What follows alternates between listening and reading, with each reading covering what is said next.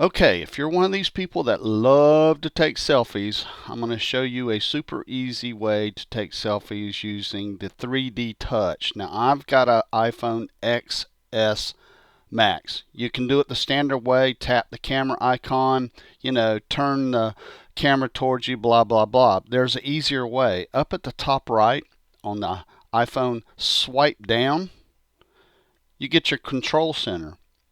See that camera icon there? What I want you to do is press and hold. A hard press, okay? So press and hold.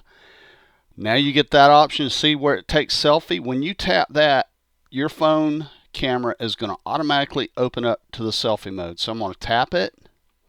There I am. Good Lord, I'm handsome. Take a photo, and that's it, folks. We're done.